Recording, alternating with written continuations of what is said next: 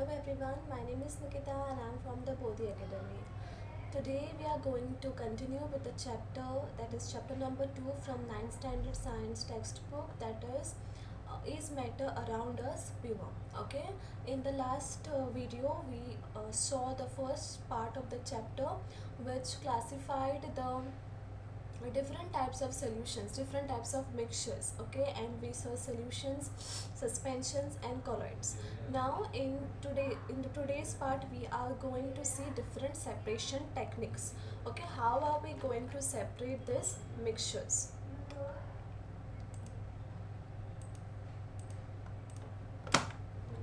Okay, so now we are going to see different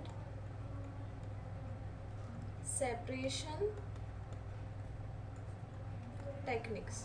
When we talk about separation techniques, depending on different kinds of mixtures, the separation technique will be different. Okay, what type of a mixture it is, what are the constituents of the mixture, depending upon that the techniques used for their separation will be different. And when we talk about a separation technique, what we need to know about a particular separation technique is its principle and the method and the requirements for the a technique. Okay, so the first separation technique which we are going to see is the easiest one. So now first of all, when we separate the components of the mixture, we know that there are two types of mixtures. There are homogeneous mixtures and heterogeneous mixtures. What are we interested in separating are the heterogeneous mixtures, because the homogeneous mixtures is a uniform solution which cannot be separated, but heterogeneous mixtures can be separated in their respective constituents by a simple physical methods like hand picking. Okay, hand picking, that is, pick up the substances like picking up stones from rice before cooking rice. Then sieving. Okay, filtration that we use in our day-to-day life. Now some special techniques have to be used for the separation of the components of the mixture. Now this hand picking, sieving and filtration, these techniques are the easiest ones, which are for the particles, for those mixtures in which the particles of the mixture are easily seen and they are bigger. Okay, but if the particles are very small but still they have to be separated, but it is not a homogeneous solution, okay, then we have to use specialized techniques for their separation. When we talk about separation, for the first topic, which with the most common topic, is the evaporation technique. Okay, over here the separation is done of the colored component.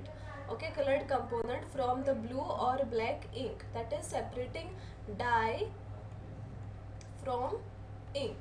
Okay, so this is the component which we have to separate from the ink. Okay, so let's see what are the requirements to do it. First of all, fill a glass of beaker with water, put a watch glass on top of it. Okay, so what you have to do is, it's a very simple technique. We have to take a beaker and we have to put some water, half of the beaker, and then on top of the beaker we have to keep a watch glass. In the watch glass we will be placing the ink now.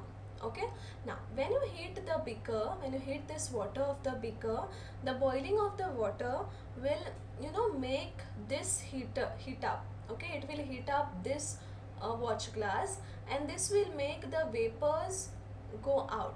Okay, the vapors will go out and whatever is remained, that is the dye particles.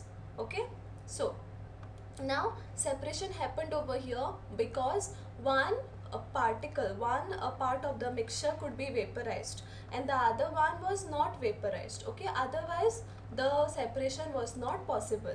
So looking at the principle is that in this mixture, for the separation, there should be one volatile component, okay, which is vaporized, and it is vaporized from its non-volatile solute. We know that there are two parts of a mixture, that is solvent and solute. Okay, so the solvent part should be a volatile one and the solute part should be non-volatile. Okay, so what is volatile will what is volatile will evaporate, and what is non-volatile will remain in the petri dish. Okay, so ink ink is a mixture of a dye in a particular solvent. Okay, in a particular solvent, it can be ethanol, methanol, anything. This solvent is should be a volatile solvent.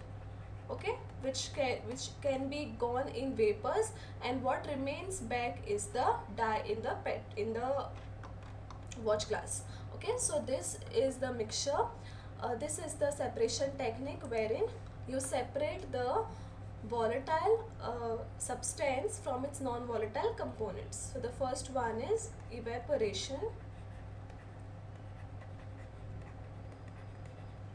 Okay, and we saw it is separation of the dye from ink. The principle is that one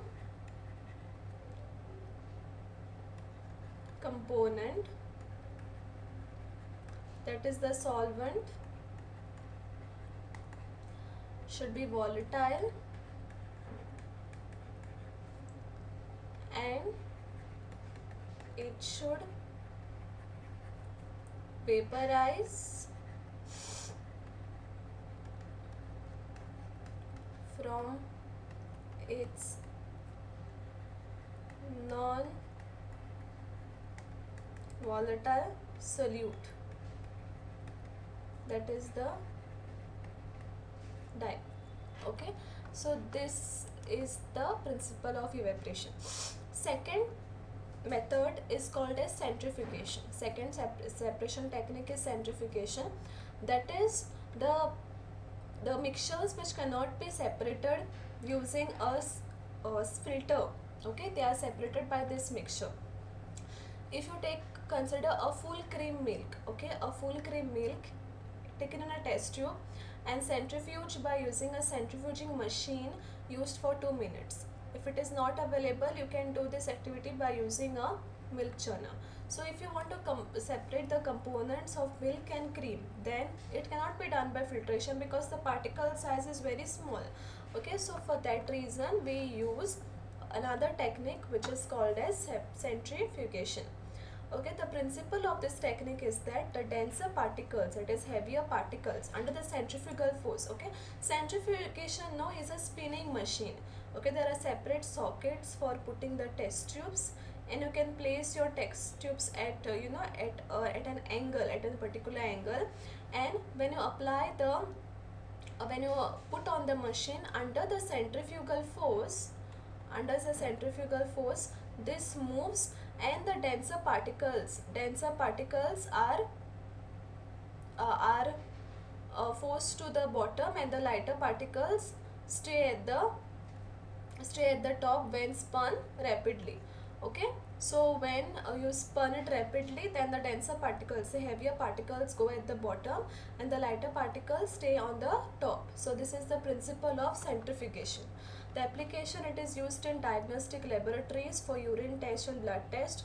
It is used in dairies and homes to separate the butter from milk, and it is also used in the washing machine to squeeze out water from wet clothes. So second technique is centrifugation.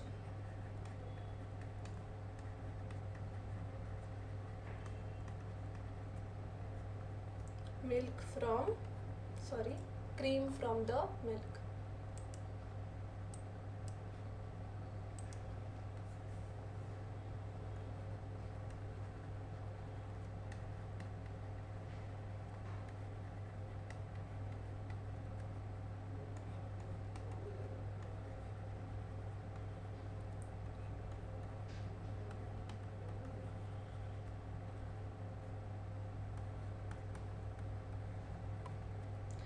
First at the bottom and the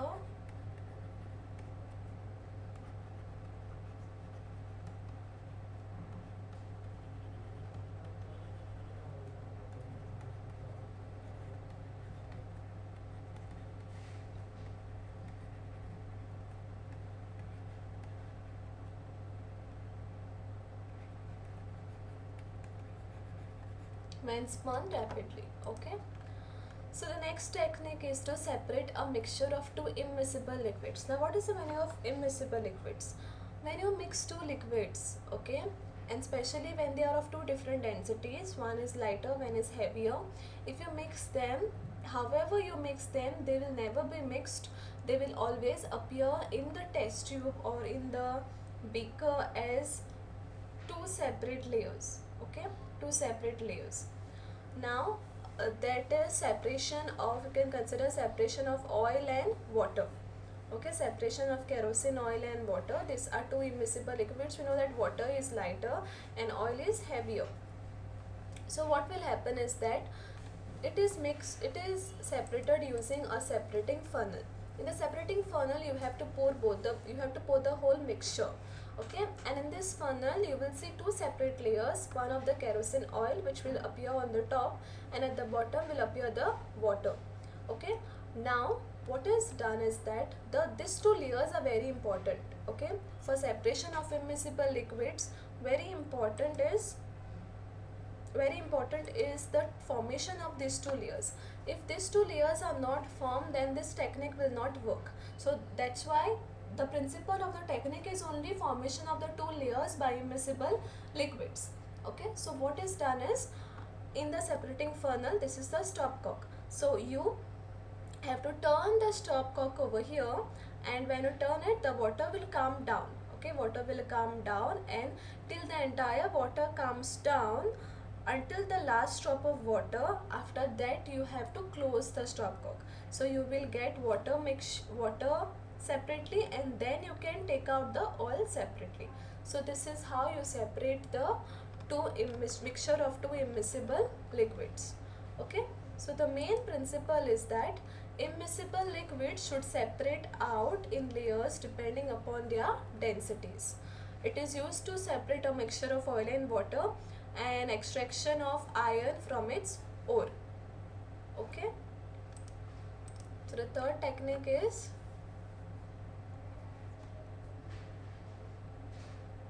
separating funnel.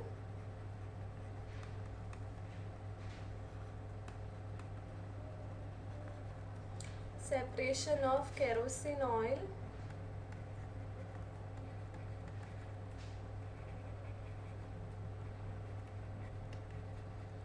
and water. Okay, so principle is that two immiscible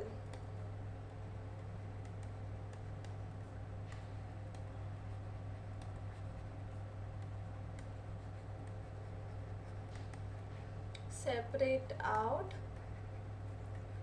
as layers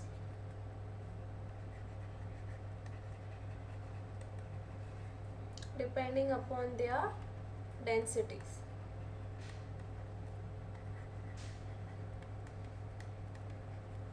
Okay, so this is the third technique and its principle.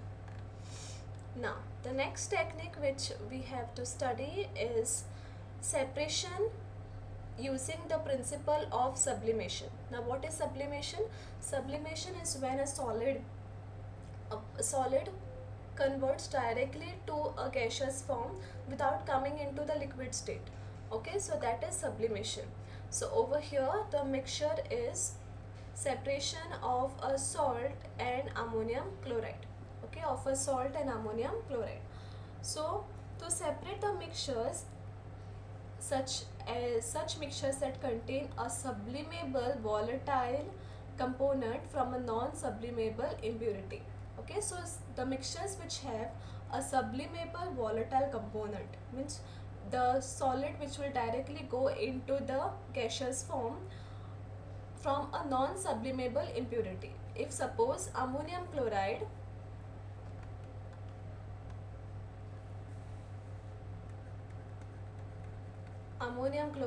is mixed with salt, or salt becomes the impurity over here. Now this is a sublimable compound. Okay, sublimable compound. So this will get sublimed, and you can utilize it later. Directly it will be converted to solid, so you can utilize it later and the impurity will remain back. Okay, so that is how you separate a sublimable and a non-sublimable impurity. Okay, some examples which sublime are, these are important: ammonium chloride, camphor, naphthalene, anthracene. These are sublimable substances. So how do you do this? You have to take a watch glass, and in that you have to place the mixture that you want to separate. Okay, the mixture that you want to separate, and on top you have to place an inverted glass funnel. Okay, glass funnel, and it should be plugged with a cotton plug. Okay, then you heat the mixture. And after heating, after some time, you'll observe that solidified ammonium chloride appears on the walls of the funnel. This is because the after heating, as ammonium chloride is sublimable, it has sublimed and it has converted to the solid form, so it has appeared on the walls of the funnel and we can directly use it now. Okay, and the impurity remains back. So this is the process of sublimation. Okay, so next technique is separation by sublimation, that is separation of ammonium chloride from salt. Okay, the principle is that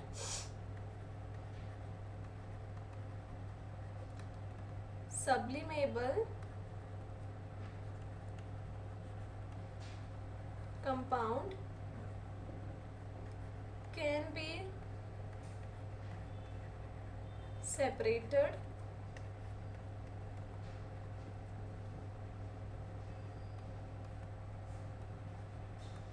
from non-sublimable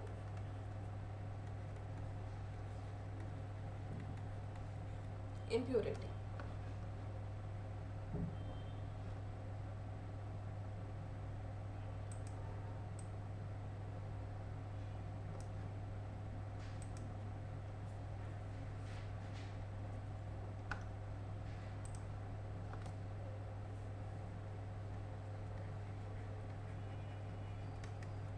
Okay, so the next technique we will see now is separation of different different colors in a dye. Okay, now when we make a dye, the dye in a color, it contains the dye, do you think the dye is made up of a single color? No, it contains different colors which make a single dye. For example, the chlorophyll pigment or the pigments present in the plants, the green color of the plant, it is not just because of one pigment, chlorophyll. It is because of different pigments, chlorophyll, xanthophyll, carotenes, which give the color to the plants. Okay, so that means the color which is given is made up of different other colors. So that separation of colors from a dye is done by a method called as chromatography. Okay, so what is done in this? A thin strip of filter paper is taken and a line is drawn at the edge of one side approximately 3 cm from the lower edge. Now a small drop of ink is put at this point, okay, at the center of the line. It is allowed to dry and then it is placed in the jar containing water, so that a drop of ink on the paper is just above the water level. Okay, so over here, first of all, a dry line is drawn and the drop of ink is placed over here. It is allowed to dry and then a jar is taken, in that the water is placed. Now this paper is dipped into the water and the ink spot is placed above the water level.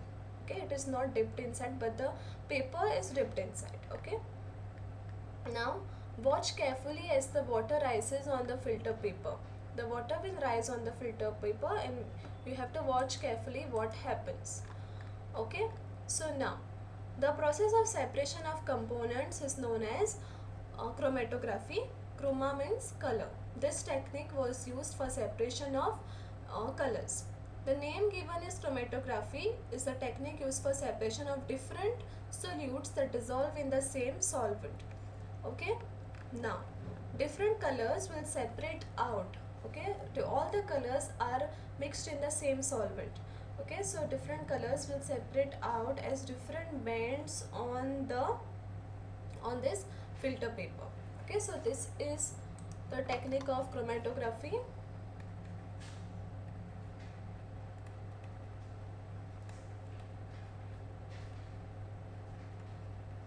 Separation of colors.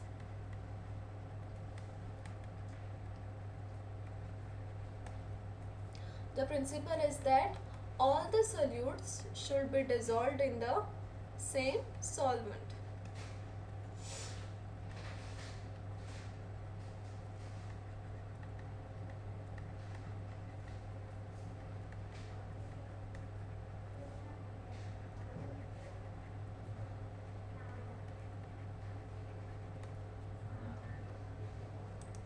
Should dissolve in the same solvent. The next technique is how can we separate a mixture of miscible liquids. Now what we saw before was immiscible liquids using a separating funnel. Now what if both are miscible, both are mixing and forming a homogeneous mixture, but they should be separated. Okay, and they cannot be separated by layers because both are having the same density. So this is done using a method called as distillation. Okay, now in this distillation method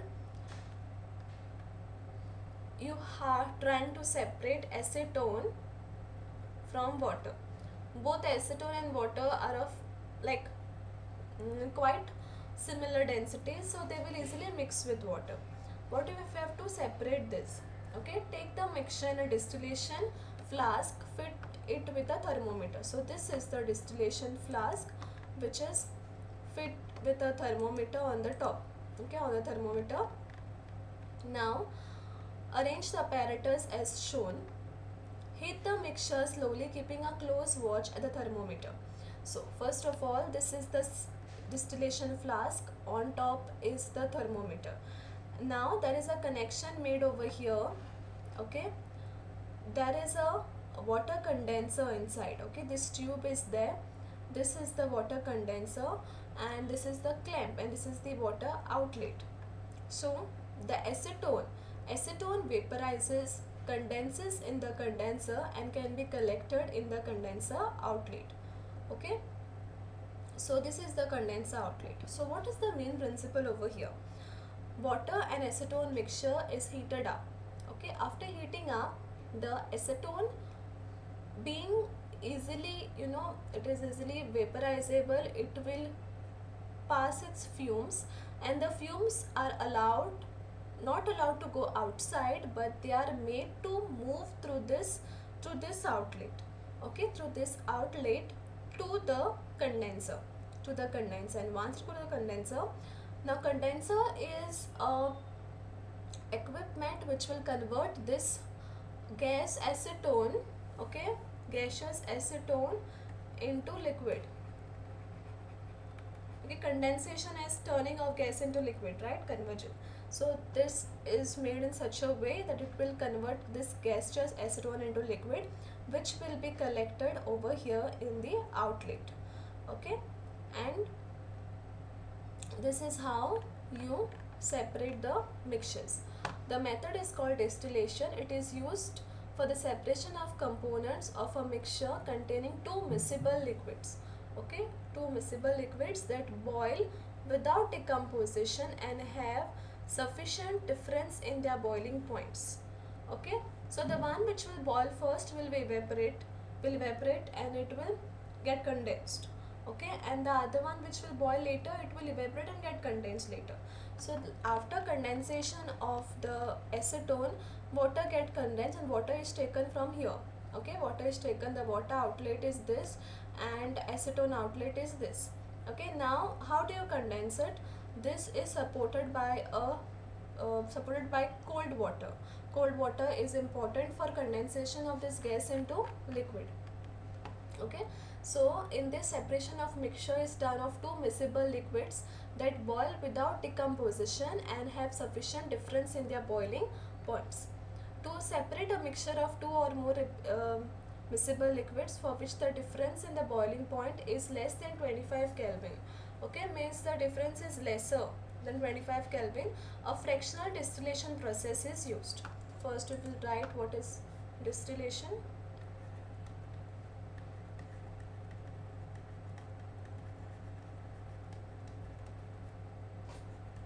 A mixture of acetone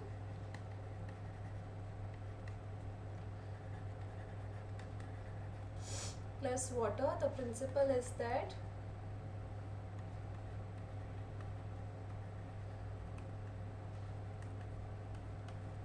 two miscible liquids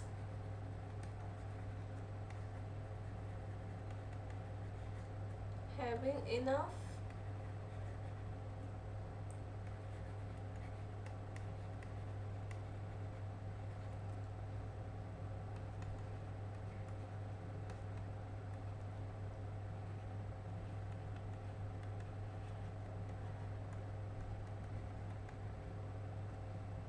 boiling points. Okay,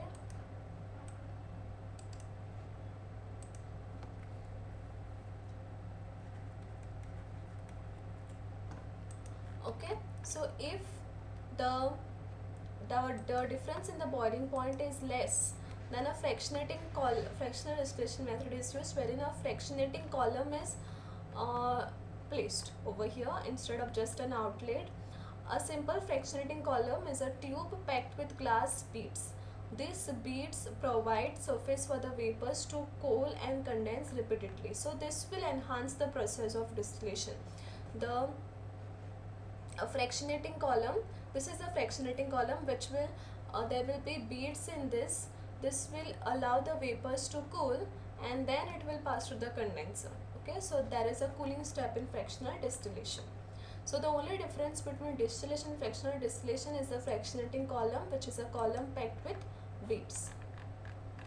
Okay, so these were the techniques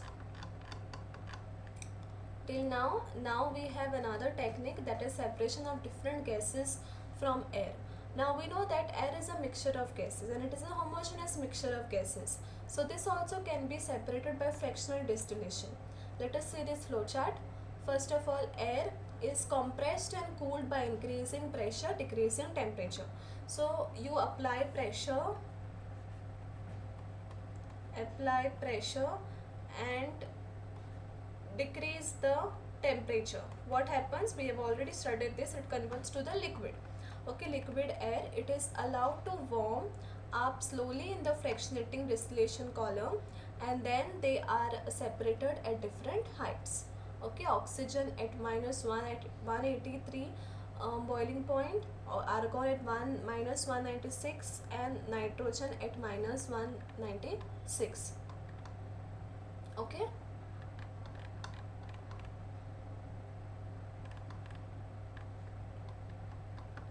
now the next topic is the separation of pure copper from copper sulfate. Let's write. First of all, we will write about separation of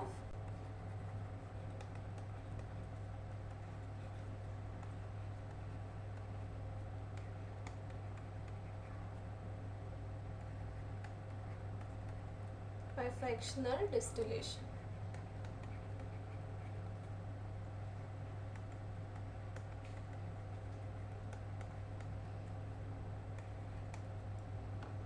The next topic is next technique, the last technique. Okay, last technique is crystallization method. Okay, now in this it is used to take pure copper from copper sulfate impure copper sulfate from an impure sample. Crystallization is a technique wherein for example, if we get a salt from the seawater, it has many impurities, right? We can't use it directly. So to remove this impurities, this process of crystallization is used. It is the process that separates the pure solid in the form of crystals, okay, from a solution. So the pure solid is separated in the form of crystals in the solution. It is better than simple evaporation, because we have seen in the first technique evaporation that also that is obtained as pure solid, right? Crystals, but it is better than crystallization because during evaporation some solids decompose, some like sugar may get charred on heating to dryness, some impurities may remain dissolved in the solution even after filtration. So because of that, crystallization is better technique than evaporation.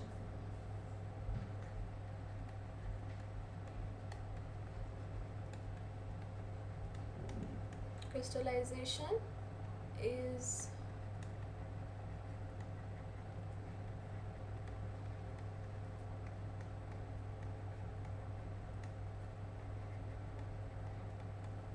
okay. The principle is that you get pure substance solute in crystal forms.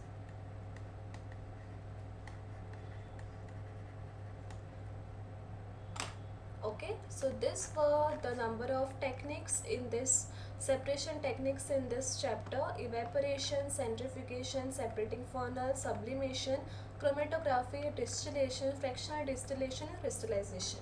For all the techniques, very important is their principle, one example of separation, the method how it is done, what equipments are required, and the last one is applications. Okay, from this chapter this part separation techniques is very important. So we have completed with separation techniques.